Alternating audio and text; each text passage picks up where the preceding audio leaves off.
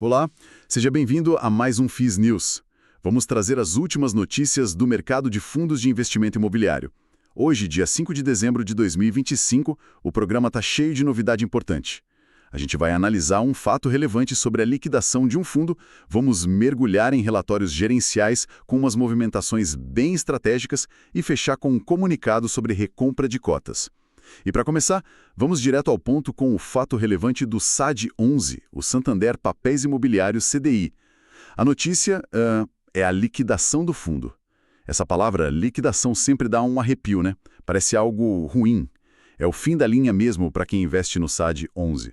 É uma ótima pergunta, porque a palavra assusta. E sim, é o fim da linha para o SAD11, mas não como um prejuízo, entende? O que está acontecendo, na verdade, é uma reorganização. Uma reorganização. Exato. Pensa assim, não é que o prédio vai ser demolido. É como se eles estivessem juntando dois apartamentos para criar um maior, mais eficiente. Gostei da analogia.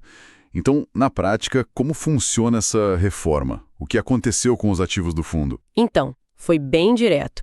Todos os ativos que o SAD11 tinha em carteira foram vendidos para outro fundo do Santander, o SAP11. Ah, tudo em casa, então. Exato. E em vez de pegar o dinheiro dessa venda e distribuir, o SAD11 usou os créditos para comprar cotas desse outro fundo, o SAP11. Na prática, o cotista do SAD11 vai simplesmente passar a ser cotista do SAP11 e ainda receber uma parte em dinheiro. Certo, então a vida segue, só que com outro código na carteira.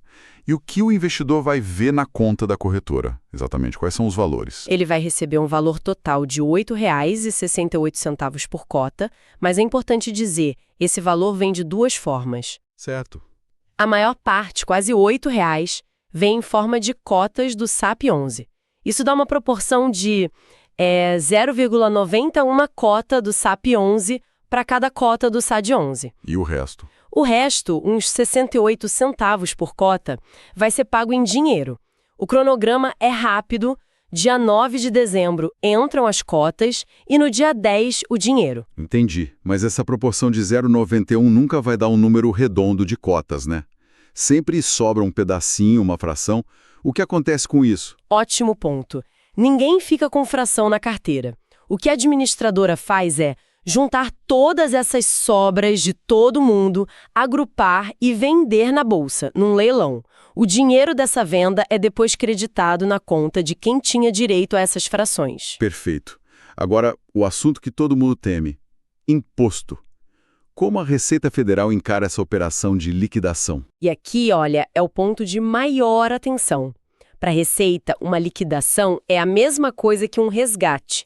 Ou seja, se o valor que o cotista recebeu, aqueles R$ 8,68, for maior do que ele pagou pela cota, a diferença vira ganho de capital. E aí, 20% de imposto em cima. Certo, mas como o administrador sabe o meu custo para calcular esse imposto? E essa é a parte crucial.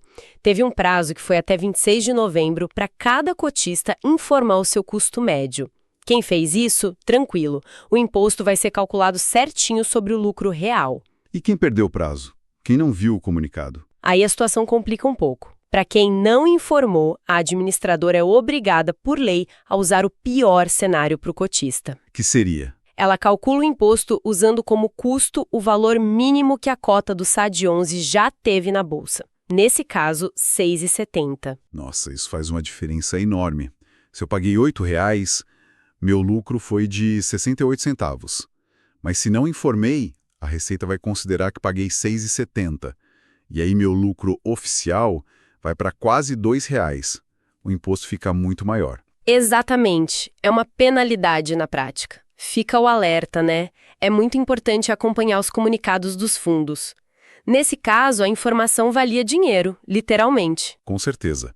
Bom, saindo dessa reestruturação do SAD11, vamos agora para as movimentações mais táticas. O próximo destaque é o relatório do MCRE11, o Mauá Capital Real Estate. O número que chama a atenção é a distribuição de R$ 0,11 por cota. Isso dá um dividend yield anualizado de 16,1%. É um número muito alto. A pergunta é, como eles estão conseguindo isso? Esse yield é de fato bem forte. E o relatório mostra a estratégia. A grande jogada do mês Foi uma reciclagem de portfólio. O fundo vendeu toda a posição que ele tinha em outro FII, o Invista BBP. E vendeu tudo. E levantou quanto com isso? Tudo. Levantou um caixa bem relevante de 107,6 milhões de reais. E com um caixa desse tamanho, o risco era o dinheiro ficar parado e derrubar o rendimento, certo? Sem dúvida. Mas eles foram muito ágeis. O dinheiro nem esquentou na conta, foi rapidamente alocado em novas operações de crédito, os CRIs, com taxas ainda melhores. E para onde foi esse dinheiro? Que tipo de CRI? Basicamente foram duas alocações principais. Uns 55 milhões foram para um CRI para financiar um galpão logístico em Guarulhos, com uma taxa de IPCA mais 9,70%. Ok. E outros 28 milhões foram para outro CRI para a construção de um galpão em Extrema, Minas Gerais. E a taxa desse foi ainda maior, IPCA mais 11%. IPCA mais 11% é uma taxa que acende um alerta de risco também? Não? O que o gestor diz para dar segurança para o investidor? Sim, taxas maiores, riscos maiores. Mas eles dão algumas informações. No CRI de Guarulhos, por exemplo, o LTV é de 67%. O lonto velho. Exato. Isso quer dizer que o valor do empréstimo é 67% do valor do imóvel que está em garantia. Ou seja, tem uma margem de segurança boa ali. E o mais importante, o relatório diz que 100% da carteira de crise está adimplente. Todo mundo pagando em dia. Entendi. E além do crédito, teve alguma novidade nos ativos físicos do fundo? Teve, e uma ótima. O fundo tem um imóvel, o CD Santa Cruz, que estava com uma parte vaga, uns 23% de vacância. Em novembro, o próprio inquilino que já estava lá alugou essa área. Ah, que ótimo. Sim, e o melhor é que o aluguel dessa área nova vai gerar um aumento de 35% na receita total do imóvel. É um dinheiro novo entrando no caixa. Isso com certeza ajuda a explicar o 0,11. E a projeção de rendimentos, eles mantiveram? Mantiveram, sim. A projeção para o semestre continua entre 0,10 e 0,11 por cota. E a gestão sinalizou que acredita em conseguir ficar no topo da faixa, nos 11 centavos. É um belo sinal de confiança. Perfeito. Então vemos o MCR11 trocando ativos para buscar juros maiores. Essa ideia de ajuste no portfólio nos leva para o nosso próximo assunto, mas agora no universo do agronegócio. Vamos falar do FIAGRO VCRA11, o Vectis Data Agro. Isso. O VCRA11 anunciou uma distribuição de 0,90 por cota. O relatório explica que o valor foi um pouquinho menor que o mês passado, mas por um motivo simples. Novembro teve menos dias úteis que outubro. Ah, uma questão matemática, então. Pura matemática. Menos dias, menos juros acumulados. Mesmo assim, o rendimento foi de 136% do CDI líquido de imposto. Continua excelente. E na carteira em si, o que mudou? Foi um mês mais de ajustes. O fundo alocou uns 3,3 milhões e recebeu 3,5 milhões. Ficou no 0 a 0, praticamente. Mas a jogada mais interessante, na minha opinião, aconteceu logo depois que o mês fechou. E o que foi? Eles fizeram uma troca estratégica. Tinha um CRA da empresa Solinftec, que era indexado ao IPCA. Eles venderam esse e compraram um novo CRA da mesma empresa, só que agora indexado ao CDI mais 2,65% ao ano. Opa, trocar IPCA por CDI. Isso é um sinal claro de uma aposta macroeconômica. O que a gestão está nos dizendo com esse movimento? Que o juro vai render mais que a inflação. É exatamente essa leitura. É um movimento tático. A gestão está posicionando o fundo para ganhar num cenário em que a Selic e, consequentemente, o CDI fiquem mais rentáveis que o IPCA. É uma aposta de que o juro real no Brasil vai continuar alto. E qual o risco? Se a inflação surpreende para cima, o fundo perde, né? Totalmente. Se a inflação dispara e o Banco Central não sobe o juro junto, o fundo deixa de ganhar. Na prática, o retorno do VCRA11 agora depende um pouco mais das decisões do Copom do que da inflação do IBGE. É uma mudança sutil, mas importante. Muito interessante. E o relatório do VCRA11 tem um diferencial, que são as análises da Datagrago. O que eles dizem sobre os setores, que pode ter ajudado nessa decisão? Esse panorama é ótimo. Resumindo, para a pecuária, o mercado está equilibrado. Para milho e soja, a visão é de otimismo com a safra recuperação de preços. No açúcar e etanol, o etanol continua sendo mais vantajoso para a usina e o café, por fim, segue bem volátil por causa do clima no Brasil e no Vietnã. Essa visão ajuda muito a calibrar o risco. Certo.